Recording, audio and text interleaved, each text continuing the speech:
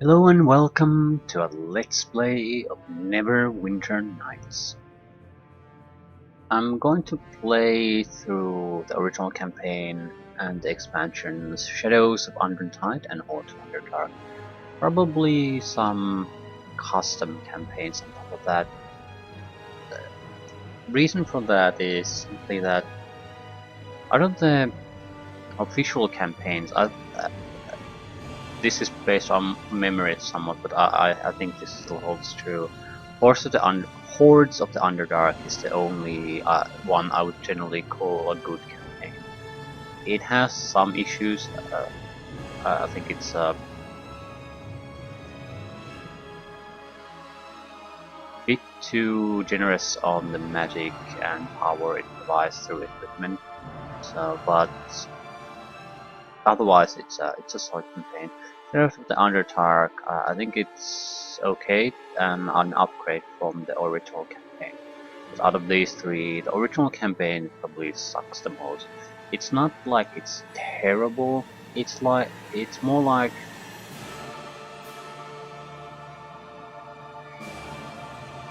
it's the middle of the road. It's more of the bare bones version of what a good campaign is in this. It's There's nothing specially good about it. It's just unremarkable. It's very typical story, very bland implementation, but it's an okay thing to play through, especially if you move after that to some other campaigns. By the way, let's get started. Neverwinter Nights campaign. Prelude, Chapter 1, Chapter 2, Chapter 3, Chapter 4. Prelude. And then we'll create a new character. Um, I would say the original campaign is fairly light on the role playing. I think it has the typical yes, I'm a goody two shoes option, and then the fairly mercenary option, and maybe some kind of a total psychopathic option where you just go around stabbing people for no reason and act as a jerk. But there's not really much there, so it's more or less a hack and slash experience than anything else.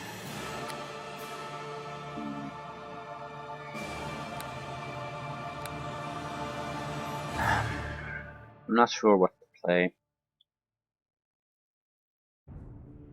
as a class. Human is always a good option if you don't particularly want to play anything specific. Other races are more because they do have some attribute bonuses and negatives and special abilities. Usually you want something very specific in mind, so you can get the best support out of these.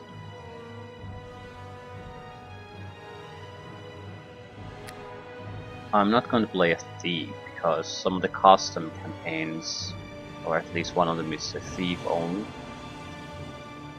So there's also a problem because this is a fairly combat heavy. I mean, a lot of trash groups that you just have to hack through. It doesn't support all classes equally, and if there's a lot of creatures like undead, classes that like the rogue that rely very heavily on sneak attacks are they're weaker than they should be. Also of note is that this is very heavily tiered towards your character being the center of the game. You can hire a companion, but it's a single guy, so you can't form a large party where you have your spellcasters, thieves, and warriors, and more importantly, you can only control your own guy anyway. So you can't just click to take control of other companion and do whatever. So certain things are very, very, very inconvenient to do. I'm thinking of going towards some kind of a warrior on this, simply because it allows me to hack my way through quite a bit more easily. You don't have to rest constantly. Alternately, a pale master. Also a specialized wizard. I'm not sure how plain this would be.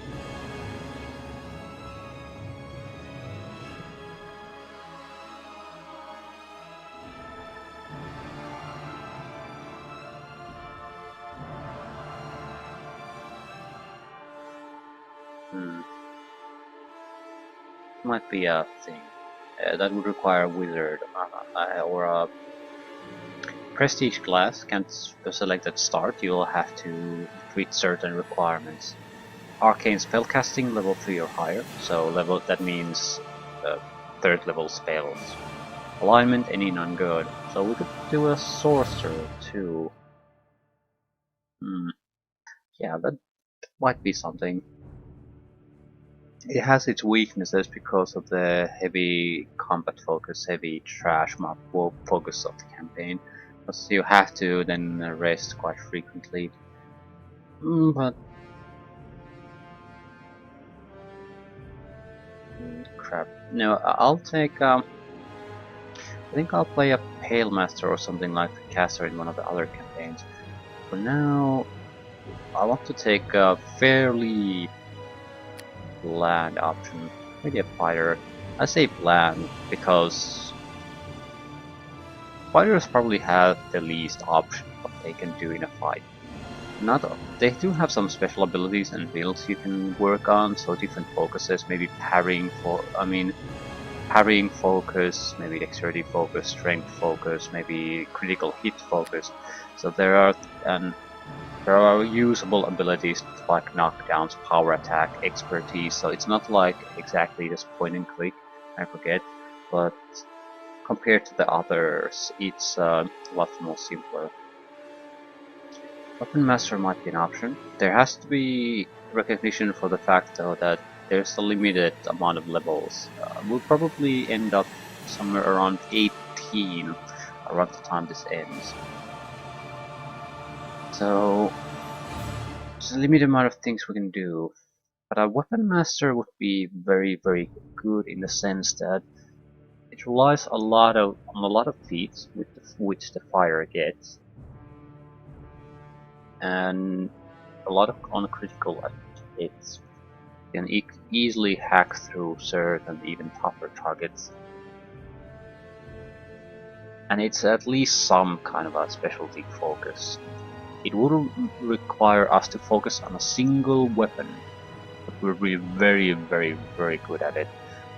So yeah, maybe a sky feeling son of a bitch. It's always amusing. It's mm, there's one particular fun thing about that is that, well, we'll choose another portrait naturally. Do we have a sky feeling something? Maybe tough looking warrior. Ooh. Do you have a no, you have a staff. You look like a wizard anyway. I think we're female, so we're not gonna choose with this one. This might be good, yeah. It's not exactly a sky, but a weapon master.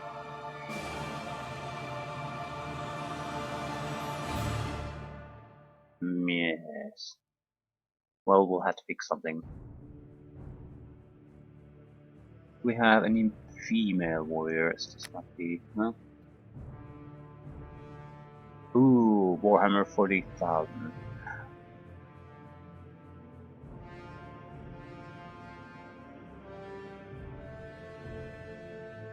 Hmm.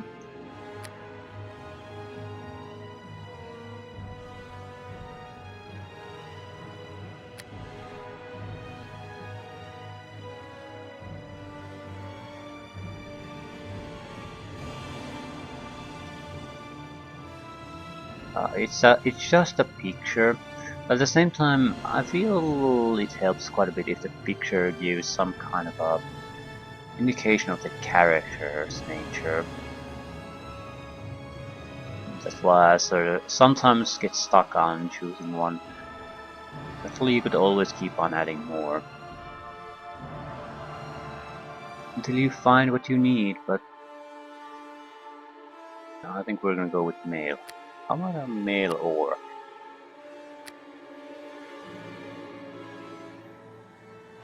It won't. I don't think it works all that well with the weapon master, does it? Expertise requires intelligence 13. Let's see. Half orc plus 2 strength, -2 intelligence and charisma. I don't care. Let's play her half orc. And probably male because we don't have any female half orc pictures really.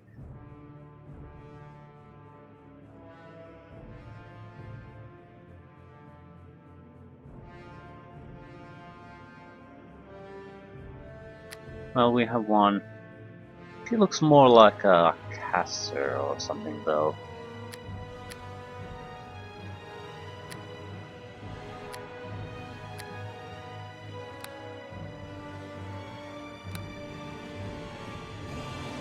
Would also make a barbarian, but fighters get more cool stuff. Fighters really are a good base class if you want to make some kind of a melee focused fighter. There are a lot of other ways to do it, but fighters get a lot of feats. That's their good thing. I think we're gonna be chaotic evil. Chaotic evil represents the destruction of not only of beauty and life, but the order of which beauty and life depends. Maybe not. Does whatever his greed, hatred, and lust for destruction drive him to do. Hot-tempered, vicious, and unpredictable. Thankfully, his plans are haphazard, and any group he joins or forms are poorly organized. Unlike maybe neutral evil. A neutral evil villain does whatever she can to get away with, shedding no tears for those she harms. She has no love of order and holds no illusion that following laws, traditions, or codes would make her any more noble. However, she doesn't have the restless nature or love of conflict that a chaotic evil villain has. A criminal who robs and murders to get what she wants is neutral evil. Neutral evil represents evil without honor and without variation. So more of a mercenary type of evil. We're not out of our way to ruin things for everyone, but we don't really give a shit if we will go after what we want. Abilities. So wisdom, intelligence. We have to get it to 13, otherwise we can't be a weapon master. Dexterity, the same thing. A little bit of constitution always helps. 19 strength.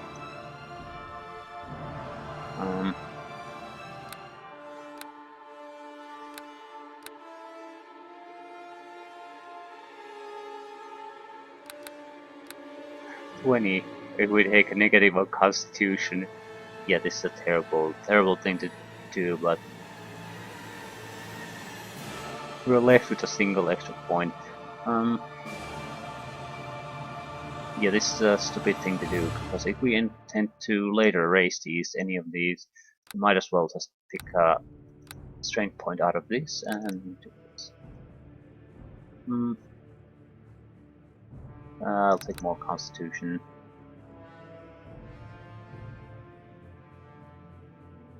Yes. Yes, yes, and more yes. Packages are skill packages basically. It determines how skills are developed. What you really want to do is just configure and choose on your own. We want humble.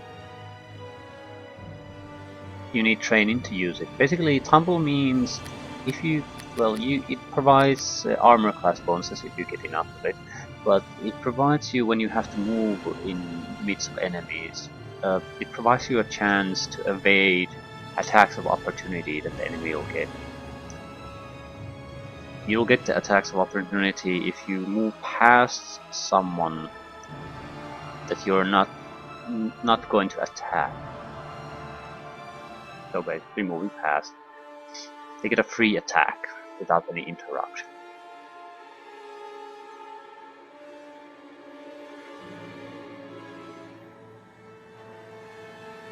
We need discipline.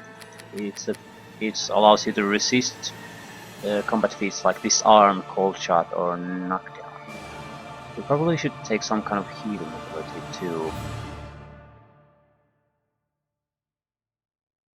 Appraisal wouldn't hurt, but yeah, I'll take healing. We have so poor wisdom that if we want to take any use of that, we'll have to invest in that. At the same time, I don't care about dialogue skills. One witness, maybe intimidate. I need to see what does Weapon Master really require. +5 attack bonus, weapon feat, focus. Weapon focus in a melee weapon, dodge, mobility, expertise, spring attack, whirlwind attack, or in intimidate.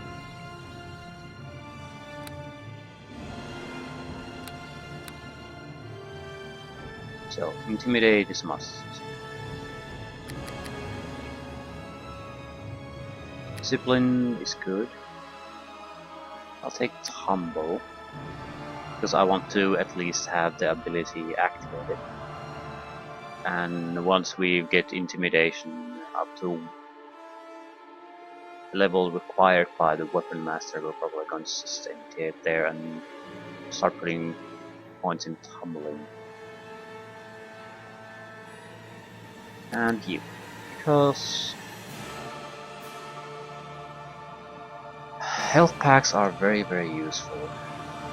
At the same time, they're not really necessary, but they're very, very useful, especially against diseases. You can't really get rid of diseases any other way.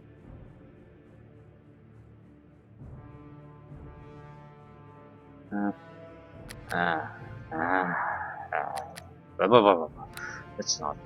Okay, a lot of feats. All armor, dark vision. I think that comes from being an orc. Mount action, shield proficiency, martial, and simple weapons. We have to take exotic weapons, otherwise we can't use a scribe. And we want our attack, simply because it'll unlock cleave, which will give us an extra attack, and that's pretty much mandatory if you want to survive as a melee character early on. Scythe. We could take Dire Mace, maybe. Dire Double Axe, something like that. Either way, I don't know. I'll take the Scythe.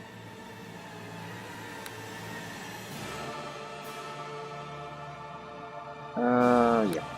So, customize. Ah, yes.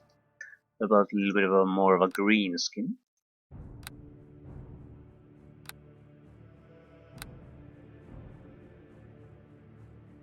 Don't like the head. Yeah, that's fine.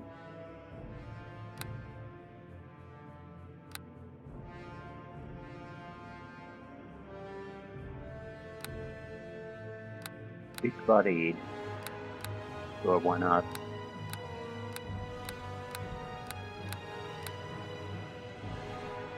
Barbarian gallows. Maybe tattoos. They have to be red. The hair red too. The other heads here.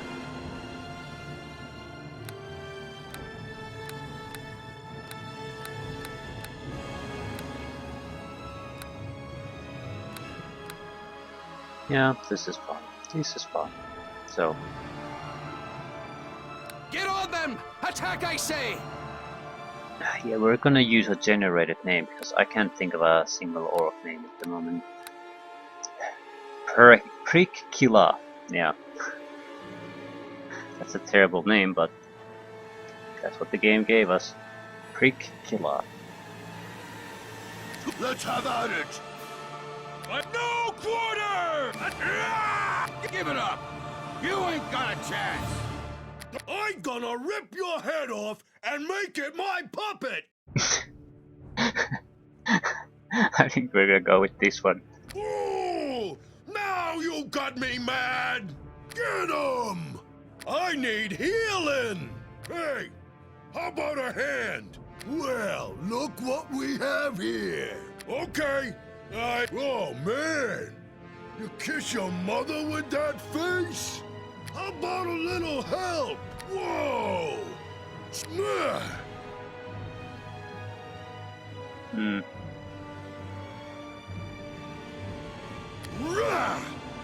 Yep, we're not exactly a dumb character though, but it has something in the voice, deep voice. Their time has... Once more. I want to now. Show them your... Now you should. Time to spill some blood! Yeah. Don't just stand there! To the attack! By my attack! Get on them! Attack! By my direction! To your weapons. And don't let up. Let's have at it. Time for a bit of the game. Ah! Boisterous good natured would be a good one too. Patch me up. Little help here! I have my eye on our enemy here. Don't just stand there! Crack some heads! I'm gonna rip your head off and make it my puppet! I'm gonna rip your head off and make it my puppet. That's the lie that sold me. So yeah. Character record for Prick Killer. I'm sorry about the name, but the game generated it for me, so I have to go with it. It's not like it matters anyway. Well, I don't know. It's probably the name that every NPC is gonna call us though, so that's going to be embarrassing. Yeah, half orc, neutral evil, ready.